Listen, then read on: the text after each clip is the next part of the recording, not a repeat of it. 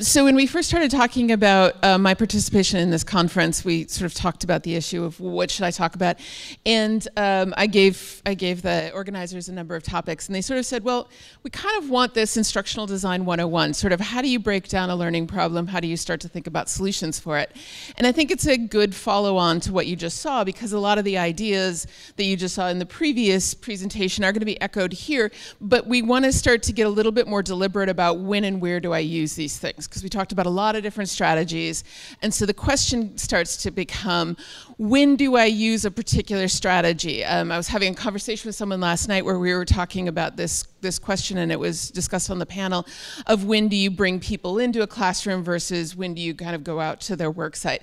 And so being able to start to make some, good specific decisions about when am I going to use a particular strategy. In Allison's materials, you saw some stuff where she had some specific criteria. When is a job aid good? When is a job aid, potentially not so useful? And so I want to kind of continue on from that a little bit. So usually the first thing that I do when I look at a learning problem is I think about what's the gap between where the learner is now and where the awesome future learner is. Like what's the gap to be bridged there? And I usually have a couple of different versions of this. So I usually look at these 6 criteria. If you've seen KSAs or knowledge skills attitudes, this is sort of an expansion on that model because I found it didn't quite reflect all of the things that I think about.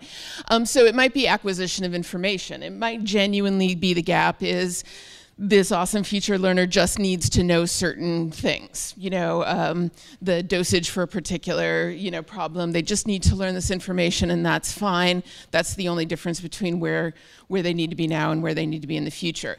Mostly that's not it. I would say that that's fairly rare because you could just send them that information and then you don't need classes and you don't need training or you don't need social kinds of things. Sometimes it's procedural. Sometimes it's a skill development issue. Sometimes it's habit formation. Sometimes it's motivation or affect. It's motivation, attitude, those kinds of things. And sometimes it's an issue of the environment. I'm going to talk a little bit more about each of these. So information gaps are typically like having the right equipment. So if I decide I want to climb Mount Kilimanjaro, I will need gear to do that climb. But I could buy really nice gear. I could buy really nice equipment to climb the mountain and still not really be ready to go climb mountains. I promise you I'm actually not. It would be a terrible idea if I tried to do that. So I tend to think of information as a necessary but not sufficient kind of thing. In a lot of cases, yes, that's going to be part of the learning experience, but usually it's not everything that we need. Then procedural gaps, I define procedures as things that are step-by-step, well-defined problems. We have an explicit rule set. We know what the rules are. There's not a lot of judgment involved on the part of the learners or very small amounts of judgment and kind of specific examples, but we can say, you're going to use these 12 steps and you might have some variation in step 11, but by and large, we know exactly what we need you to do. We've got it well defined. And there's actually a fair bit of that in healthcare where the procedures have been really well laid out. So then it becomes more a matter of practicing those procedures or just kind of, having enough either performance support or practice to do that procedure correctly. Skill gaps, I identify skills with one question. Is it reasonable to think that somebody can be proficient without practice? And if the answer is no, then you're probably looking at something that I would define as a skill gap. If it is not reasonable to think that somebody can be proficient without practice, if you can't call them up and explain it to them on the phone and they can then do it, adequately, then that's a problem. So, for example, if you tried to explain to somebody over the phone how to play golf and they have never played golf before, the likelihood is they're not going to be very good at it. So we can clearly identify that that's a skill. So we're going to play a quick round of skill, not a skill. Saving a file in Microsoft Word, skill or not a skill? No, it's probably pretty procedural, right? There's a little variation. There's a couple different ways how to do it, but it's pretty well defined. Playing volleyball. Yeah. Giving performance reviews. Yeah, right? There's probably some procedures in there, but it's going to be a skill because clearly some people are better at it than others in terms of performance reviews. Filling out a timesheet. No. Calming an irate customer. Yeah. Building a database, probably, yeah. Designing a brochure, yep. Making macaroni and cheese from the box. I don't know if this is kind of an American-centric reference. Weirdly enough, that's the one I get the most argument about. Some people, yes, some people no. Problem solving a missing supply order. Maybe, you know, right? There's probably like the problem solving piece, yeah, maybe. And programming the shopping cart widget for a website. Oh, sorry, the part where you actually buy stuff on I have a lot of technical audiences, so if I had had a little bit, I should have made these more healthcare related, but I've got some of that stuff in here, I just didn't get it to everything. So you see the difference, and if we go back to our question, is it reasonable to think that somebody can be proficient without practice? What does that tell you about the learning experience that you need to create if you've identified something as a skill? Yeah, it's got to have practice in it, right? And you need to start to think about how are we going to architect that practice in order to start to create good skill development. So if you can ask that question, the answer is no, it's not reasonable to think somebody can be proficient at practice. That automatically points you to, okay, how is practice going to happen as part of the learning experience, and how is potentially practice going to happen after the learning experience? And I call this the sports and things where you can kill people conundrum. Because we know about the importance of practice in a lot of learning experiences. You would never think that I can just go watch a sport or you know, watch somebody play an instrument. And you certainly don't want doctors that haven't practiced. We know about internships and residencies and all of these kinds of things. But yet, when it stops being quite so physical a skill or where you can't kill people, strangely enough, we forget about the importance of practice in a lot of cases. Is learning to be a good manager less complicated than, say, learning to drive a car, for example? It's really not, right? And yet, and you would never suggest that somebody should learn to drive a car without actually practicing driving a car. And yet, I see a lot of leadership curriculums that are very information-based and don't have really any practice opportunities built into it. So if we identify that as a skill and we say it's just as complicated as driving, for example, or probably more, then again, how are we building in practice opportunities into that curriculum? And I think the reason we understand it about some things is because when it's physical, we see the obvious evidence of it not working. But something like leadership or managers, then the evidence of it not working shows up, but it takes longer and it's in more subtle ways and things like that. Motivation or attitude gaps, anything where the learners know the right thing to do, and they're still not doing it. Anybody have one of those in your curriculum somewhere? They totally know what to do, and yet they're still not doing it. And this starts to get into all sorts of complicated, a whole separate list of issues around that. But there are a whole slew of reasons why those kinds of things occur. And the learning experiences, so if they know what to do, and they're still not doing it, then how effective is more knowledge going to be in changing the behavior? Usually not, right? Because it's not a knowledge problem to begin with. They're not lacking knowledge, there's something else that's sort of missing in that equation.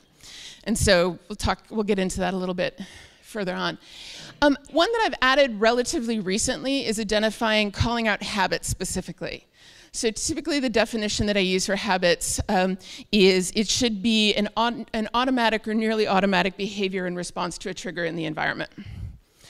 So this is a picture of my phone when I was working with an environmental group that wants people to unplug devices when they're fully charged because it continues to draw a little bit of energy that's just wasted because the battery can't actually hold anymore. But if you leave your phone plugged in at 100% overnight, that's just wasted energy. And so they wanted the habit of reaching out and pulling the plug out of the wall and unplugging the phone when it's fully charged.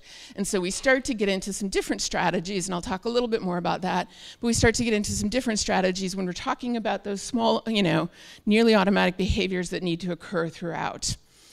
So for example, managers. There's a lot of habits around being a good manager. of a program or, a department or people or things like that. How often do you give feedback, or how organized are you, or how often do you communicate, or any of those kinds of things all fall into kind of this habit bucket. And the strategies for kind of creating or helping people create habits turns out are a little bit different than things like information or even skill development in some cases. And then environment gaps. So does the environment support the behavior? Is it easier to try to fix the environment than it is to try to fix the person? So, we talked about job aids, we talked about some of those kinds of things. Can I, it's great to have a new method for patient-centered care, but if it's so overburdened with paperwork, the likelihood that that behavior is going to change is probably not very high. So are there things that we can do? Sometimes it's much better to not even focus on motivation. You should always focus on motivation. But sometimes motivation will only get you so far, versus making the behavior very, very easy for people to do will actually help kind of encourage the behavior even more than motivating people to do the behavior. So typically learning and development efforts that I've seen, training efforts, really focus heavily on knowledge and procedures. That's where a lot of the effort kind of goes into it. But we need to really kind of think about how do we create good environments for the rest of these as well. And this actually runs into, I'll stop and mention evaluation. I know Will's going to talk about it tomorrow.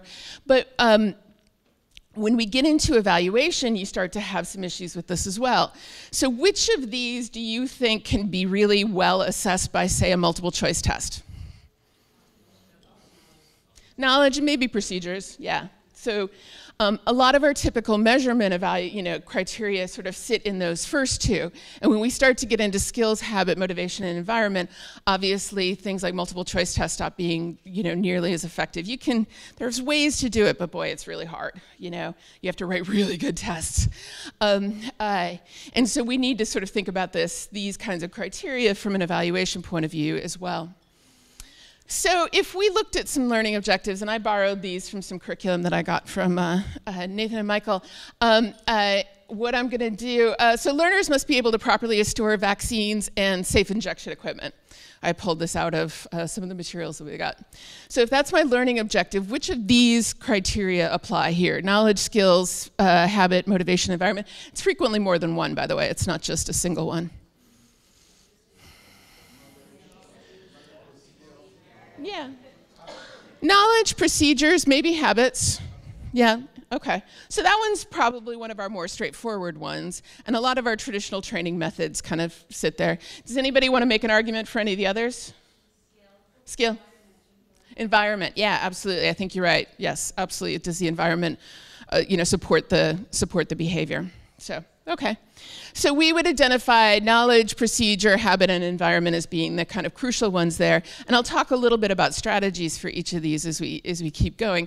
But then that's usually the process that I'll go through when I'm working with somebody on an instructional design problem, is like, okay, we've identified these, so now let's start matching up learning strategies, or in this case, environment strategies, or ways to support the habits, so that we're kind of solving the right problem when we start to create the learning experiences.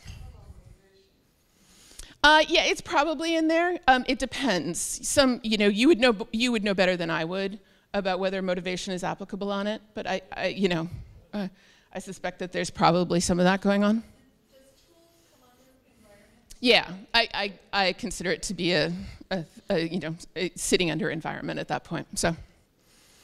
Mm-hmm. Learners must be able to provide appropriate feedback during supportive supervision visits. How about that one? It's probably heavily in the skill bucket, right? I would suspect there's probably habits in there too. Again, you know more about these these learning objectives than I do. Environment, mm-hmm. Knowledge. Yeah, so this one, I'm from what I'm hearing, we've got almost all of them here. I don't think anybody said procedures, but we've kind of got all of the other ones. And procedures may come into play too, depending on how it's shaped up. Okay, so this is going to be, and the more complex the learning objectives get, typically the more we're kind of looking at these. And so then it starts to become a question of, okay, we know there's some knowledge, we know there's some procedure, but how are we going to develop the skill? How are we going to provide people practice and feedback so that they can get better at it? How are we going to support the habit? How are we going to have the environment support it? Are there motivation issues that come into play? Sometimes giving feedback's uncomfortable for people, and so that creates reluctance. How are we going to deal with that? So those become some of all of the questions that we're start to think about when we think about learning design for it. One more. Learners must create an activity timeline and a national monitoring and evaluation framework. Skill. I'm hearing skill. What else? Knowledge. Knowledge and skill. Okay. So, the answer is a lot of these show up in different things, but it's primarily knowledge and skill. So that starts to become kind of an interesting question too. How do we then, how do we deal with practice? How do we make sure that people get the opportunity to get feedback on things? All of that sort of stuff. So if we look at some of the strategies, I want to just get into a few of these. Strategies for information, which is really this sort of memory and retention, and which again, is only one piece of the puzzle, but it's an important piece. Remembering some of this material is a good part of this. So Nathan talked about cognitive load, and cognitive load theory says that there's intrinsic cognitive load, so there's the intrinsic difficulty of the material that's to be learned. Then there's the germane cognitive load, which is basically the process that the learner goes through when they're engaging with the material, and we actually want there to be some difficulty there. And then there's extraneous cognitive load, which is just the annoyance factor of some of the other stuff that happens around the learning experience. So if I can't log into my learning management system easily, that takes up learners' cognitive load, but it doesn't actually move them forward towards learning anything. It's just sort of extra aggravation at that point.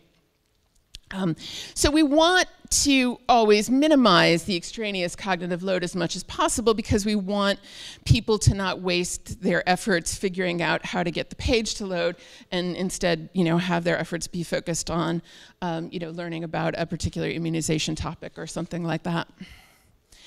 And when we actually understand memory, one of the main models we use is the information processing model, which is this idea that we have sensory memory. Right now, in any part of the day, you have an enormous amount of data coming at you all the time. We all live in busy worlds, and we all have devices with lots of information. And so one of the things you do is you decide what you care about. You decide what you're going to focus on or pay attention to.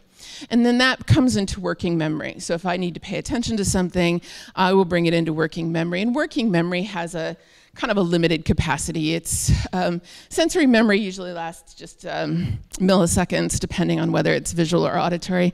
Working memory, 20 to 30 seconds. There's an idea that the limit is somewhere between about, 4 to 7, give or take. There's arguments about that.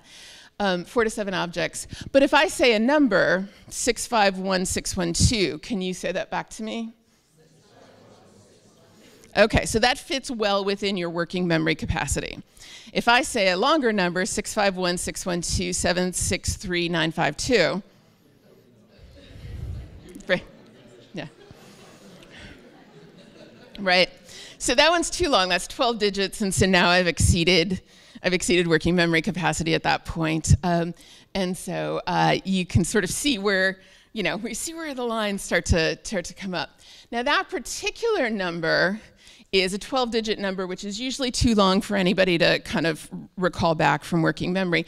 But for me, it's actually from my long-term memory because it's the area codes in the city where I live. So I live in Minneapolis, so it's 651 is St. Paul, 612 is Minneapolis, 763 is North Metro, 952 is South Metro, anyway. So it's not actually 12 discrete pieces of information for me because I'm marshaling long-term memory when I'm starting to think about it. So it's actually, all I have to do is remember the order that I said the numbers in. It's 4 chunks of information, arguably. So that's one of the big reasons why, again, tying things to things that people already know is a really effective learning strategy because you can really extend the capacity of people's working memory if they can rely on long-term memory and these kinds of things. You can also keep things in working memory by rehearsing them. If you kind of continually re-engage with them, they'll stay there. So let's talk about this. The slide fonts were a little interesting. So, so how many people flew to be here today? Almost everybody, probably? Okay. Does anybody remember a person that they saw somewhere on their trip? You probably saw maybe a couple hundred people as you go through all these airports. Does anybody remember somebody that they saw while they were coming here? Sorry? Who do you remember? He was an old man who could hardly walk on the aircraft. So was he holding everything up? Yeah, you know, because that, even when you're trying to be considerate, you're still like, okay, come on.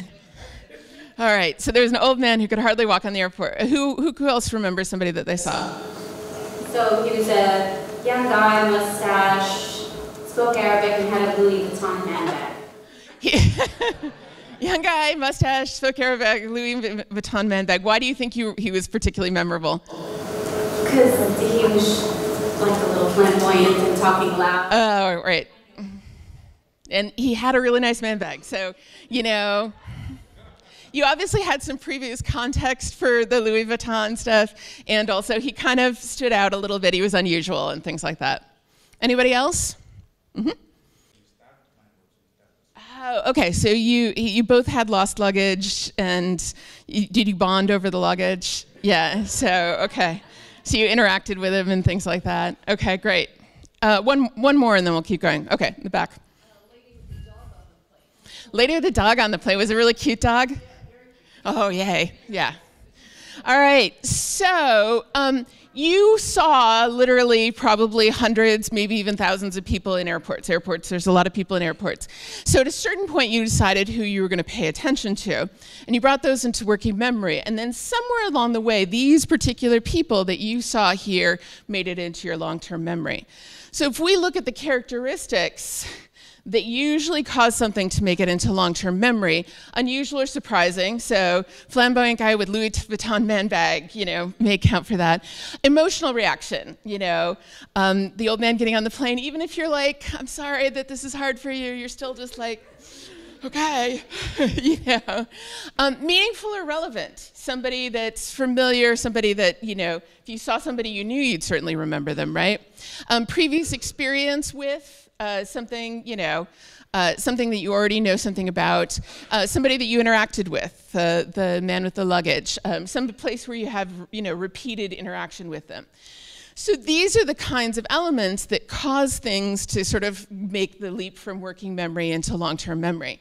And so if a piece of information, say one of those lovely PowerPoint slides in one of those slide decks that people have been referencing, doesn't have any of these characteristics, what's the likelihood that it's going to actually stick with people and that they're going to remember it over a long period of time?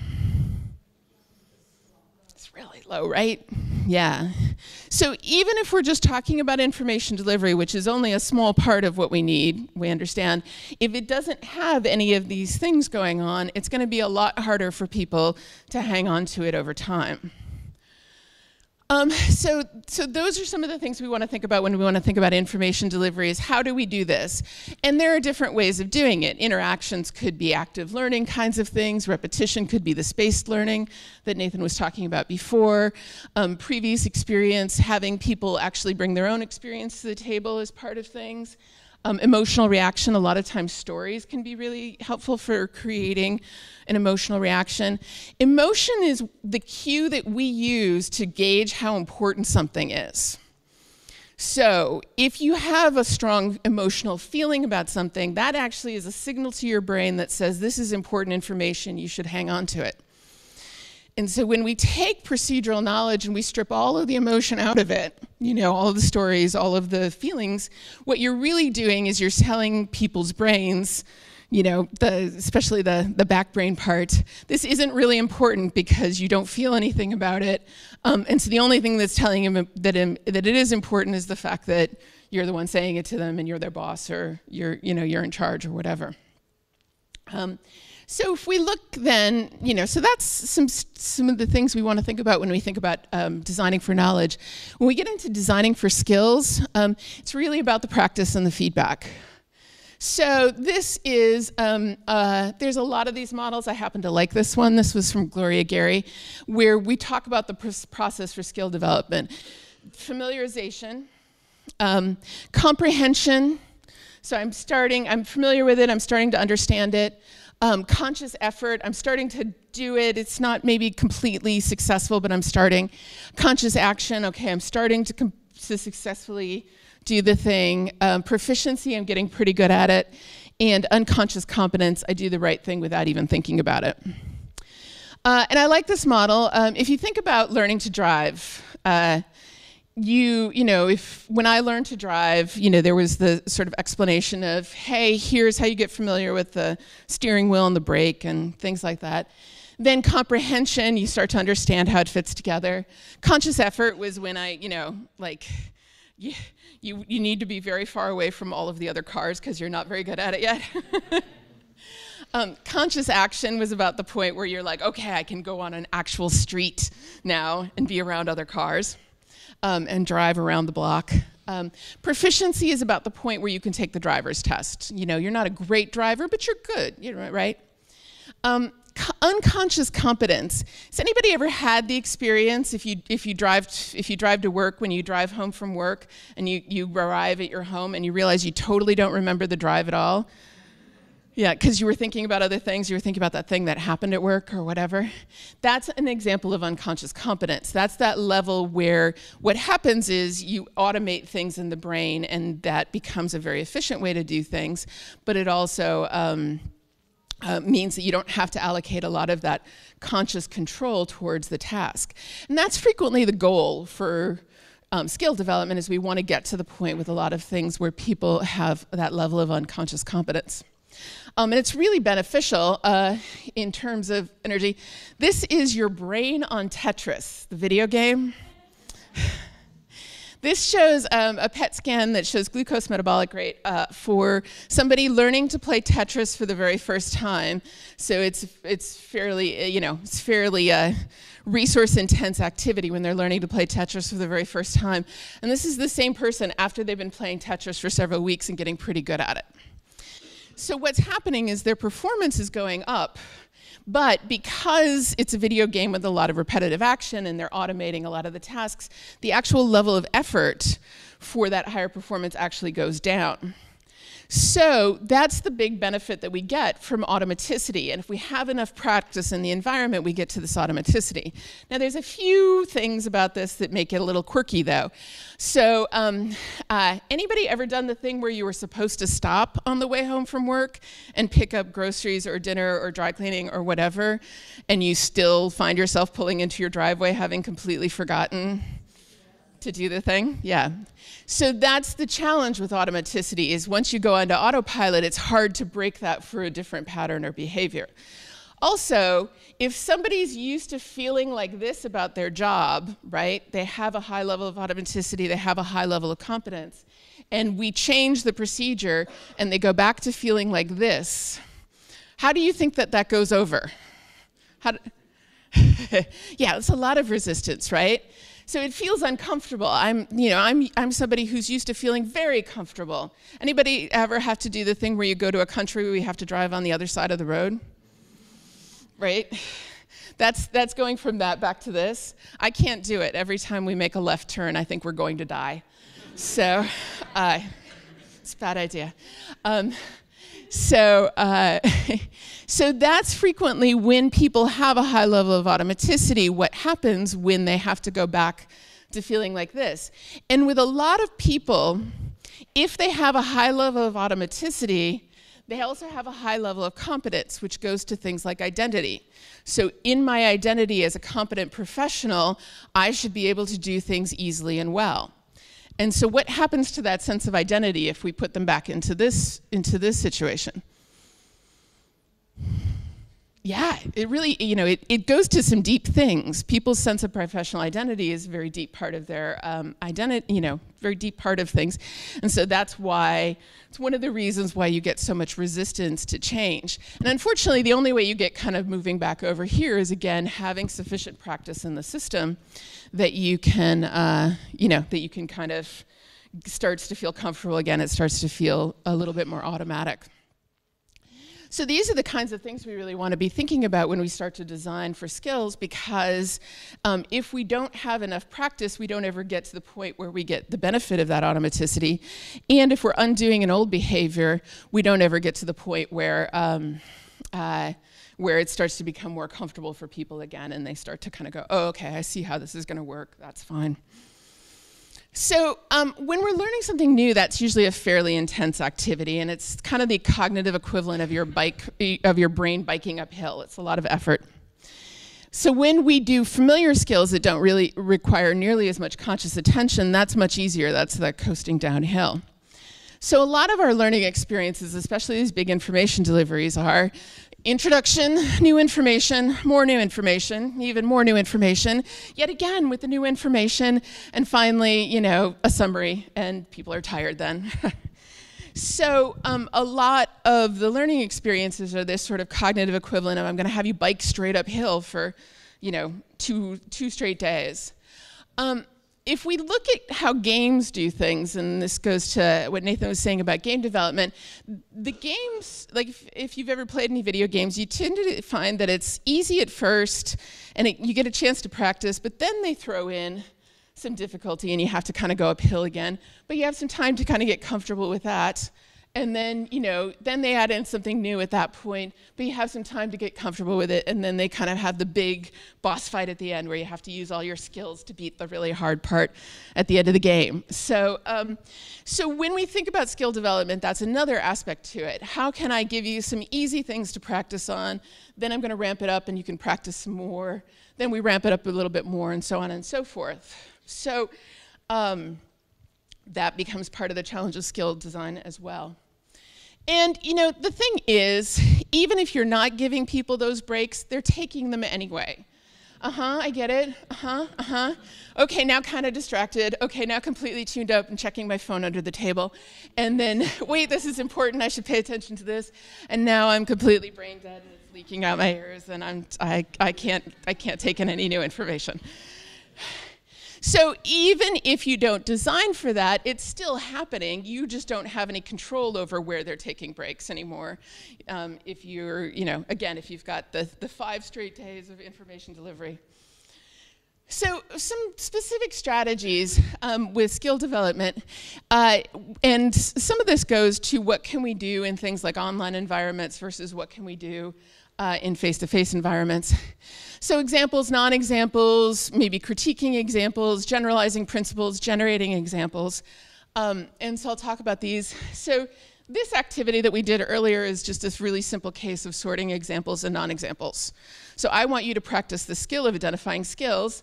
I'm going to give you some practice right here in this session and have you kind of try the application of it. Have a critiquing example. Can we look at these learning objectives that we've identified as skill-based and see what works or what doesn't work? Generalizing principles. So can I take this and actually go and create it? And there's some nice skill development stuff out there in the poster collection. The Scholar model that people talked about was a nice one that was getting this sort of actually creating examples and getting feedback from real people. It's using peer-to-peer feedback for that. So those are some of the kinds of things, and as we go through this, some of these are appropriate for online because that's mostly like self-study materials, because those are mostly recognition-based. But when you start getting down into generalizing principles or creating examples, that's where you are almost certainly going to have people practicing doing it and getting feedback from like a real person and things like that. So small scale practice strategies could be discussion activities during things, in lecture activities. Medium scale could be case studies or things like that. Large scale could be workshops, practice by doing. You're going to do some practice by doing here, which is a really nice model. And like I said, there's some nice things in the poster stuff around that. Another way that I look at practice development or skill development is that there's whatever is the initial learning experience, then looking at how am I going to get experience, or how am I going to get practice? How am I going to get feedback, coaching, and mentoring? How am I going to get resources and just-in-time support? How am I going to keep that knowledge refreshed? And how am I going to develop further? And this chart's actually in your booklet, so you can use it for reference. But a lot of times, I don't actually draw a line. Actually, we just populate the boxes. But we look at how, if I'm going to do a whole that whole landscape of skill development, what kinds of resources do I need all along, and experiences do I need all along this kind of continuum? I'm actually going to keep going because we're going to run out of time. I want to talk a little bit about motivation. So motivation is an interesting problem because, again, people know what to do, and they're still not doing it. Anybody familiar with the rider-elephant metaphor? A couple of people? Okay. So this comes from Jonathan Haidt, who's a psychologist, and he talks about how your brain is like a rider and an elephant. And so if we think about our brains from an evolutionary point of view, a lot of the oldest functions are things like breathing and heart rate down here, vision, hearing, motion. Right in the middle is your limbic system, which is kind of that fight or flight emotional area. And then up front here we have the rider, which is our conscious verbal thinking brain. It's your prefrontal cortex. It's logic, executive control, planning for the future. So we've got this little rider sitting up here, and we've got a big kind of elephant, automatic, emotional, visceral brain that's kind of sitting back there. So when it comes to motivation kinds of stuff, your rider is saying things like, I should really eat the salad, and dessert is, a bad idea. And your elephant is like, dessert is delicious, don't you understand? And your rider is the main part of your brain that plans for the future, so that ability to sort of project out into the future is a really important characteristic. So one of the big things that I see in almost all motivation issues is an issue with, it's either hyperbolic discounting or temporal discounting, depending on where you see it. So I've got a question for you. We'll do euros, because we're in Spain. If I offered you 10 euros today or $11 or 11 euros tomorrow, how many people would go with 10 euros today? Okay, how many people are holding out? All right, so about half. No, well done. All of you are willing to wait an extra day for the what's that?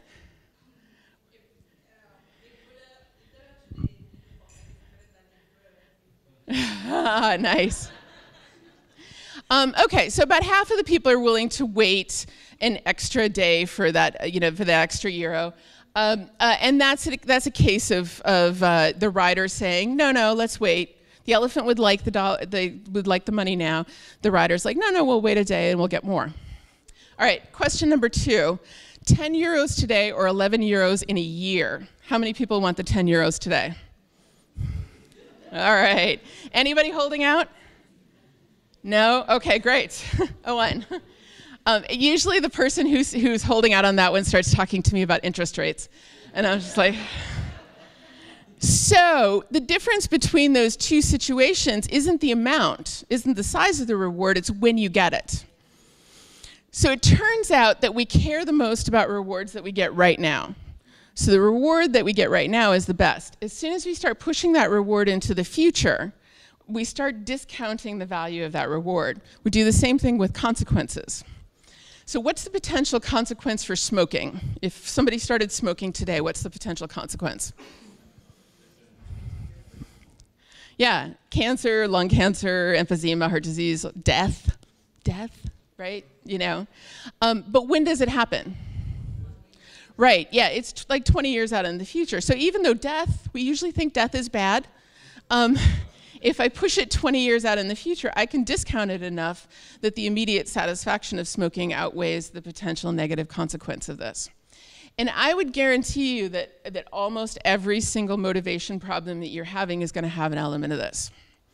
So anybody have hand washing as one of the things on their list, getting people to wash their hands?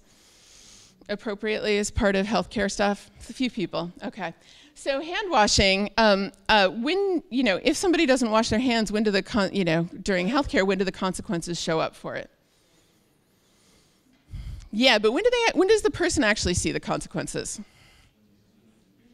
What's that? Maybe when they use it to eat, so they could, they can potentially infect themselves. If they're infecting patients, they may never see the consequence of it, and they may not connect it, right? They may not connect the behavior and the consequence. So almost all the places where we have motivation problems, you're probably having something where there's not an immediate and visible consequence, reward, or feedback kind of going on with it. Which that has some interesting implications for learning experiences, because a lot of what we're trying to do then is make those consequences real and visceral to people. Because the rider knows there's consequences, but the elephant's not convinced, because the elephant is very much a creature of right now. So how do I make those things visible? How do I make those consequences visible to people? It turns out the elephant's also very much a creature of habit, which is good. If you can, again, practice and it starts to become automatic, that's helpful. And so learning experiences that can start to get into some of these sorts of things are things like role plays, simulations, trials, observations. On the little flash drive that you got this morning, I have actually a whole set of reasons why motivation problems occur, and then some different solutions attached to it. So it could be any number of things. It could be misaligned incentives. It could be an absence of visible consequences. It could be anxiety, fear, discomfort. Different learning solutions depending on what the actual problem is causing the motivation difficulty. So sorry, the fonts are all messed up on this, but so if it's inertia, the learners like the material but have a hard time getting started, then a solution is to actually help them get started so that we can get past inertia. If it's reluctance, they don't feel confident that they can execute, then specifically role-playing something may be a very big deal. I was working on a hand-washing curriculum, and one of the things we wanted people to do was, pointed out when they were not seeing the behavior amongst other healthcare professionals. So if somebody else is not washing their hands, they want other people to say stuff. Well, there's a lot of reluctance on that. Like calling out a colleague is a super difficult thing to do. And so that's a case where you're probably not going to really see the behavior unless you do things like role plays where they actually practice. What are they going to say to somebody? How are they going to phrase it? You need things that'll help people kind of move past that. Follow through. Learners get caught up when they get back to the office and don't have to start making changes. You could do missions. You could do social support. There's a number of ways that you can kind of, if the problem is follow through, how do you get it to follow people back to the stuff? And we're just going to scratch the surface of this particular topic. Another thing that you can do that can help with the motivation stuff is surfacing success stories. If people are having success with it, then how can you make that visible to other people? So our elephants care a lot about what the other elephants are doing.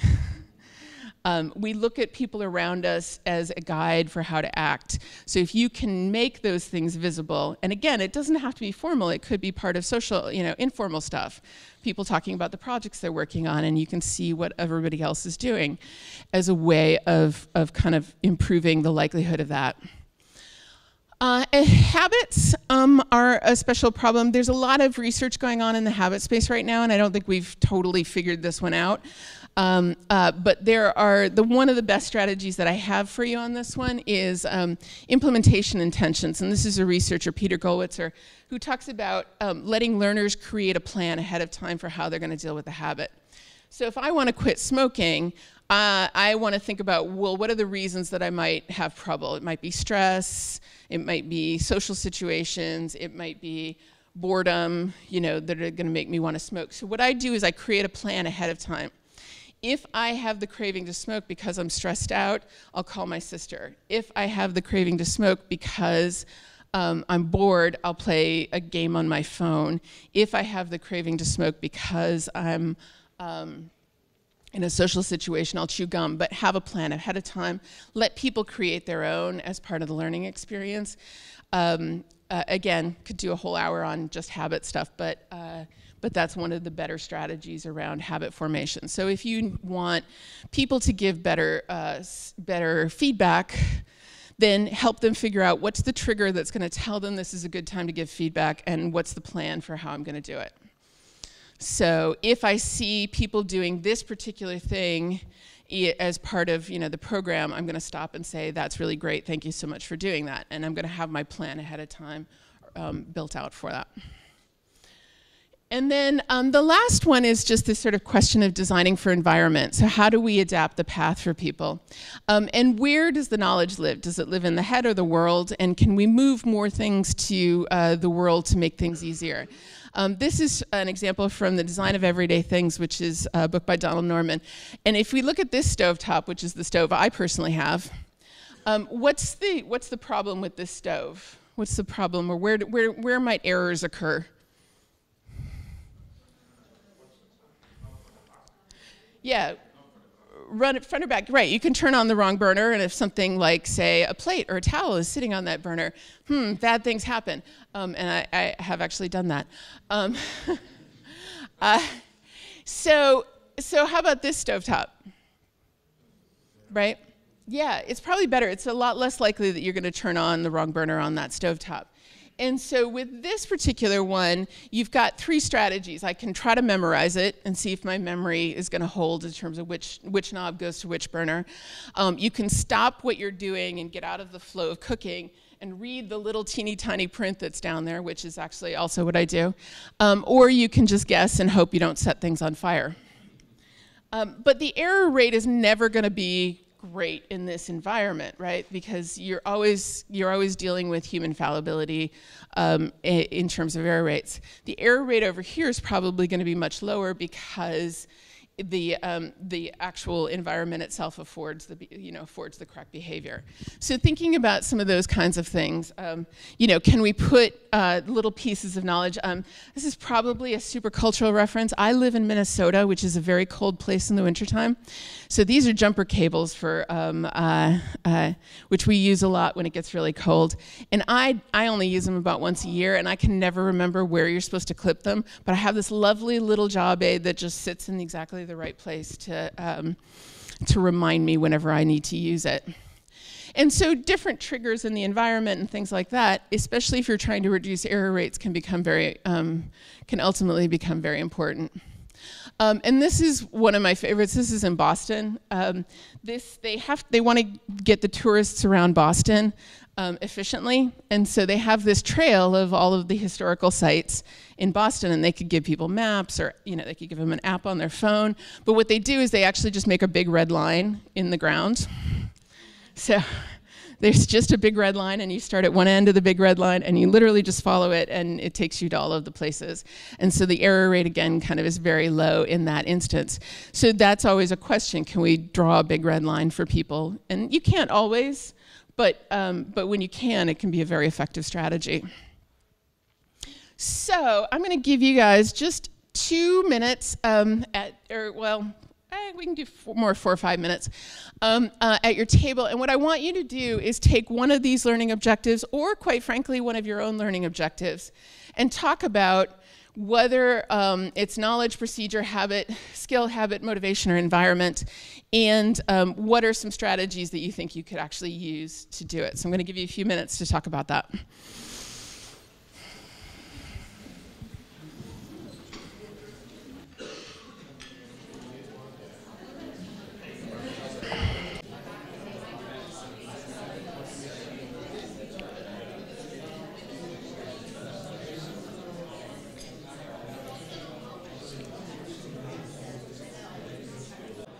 All right, I would love to let you go further, but we're going to totally run out of time. So I would love to hear from just one group what you talked about.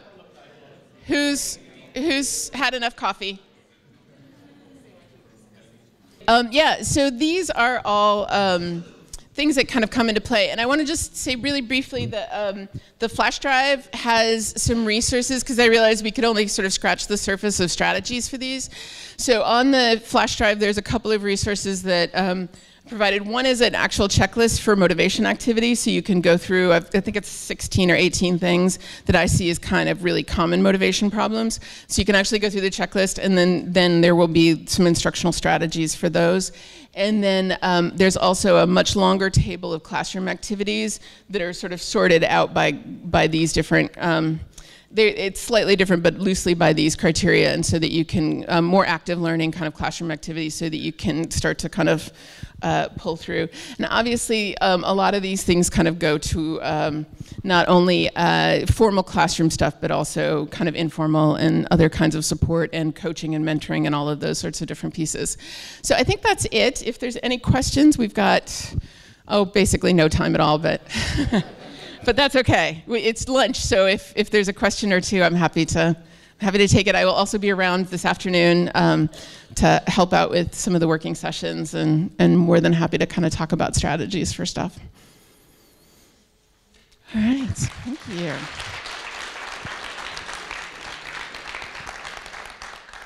Yes, everybody's clearly ready for lunch now.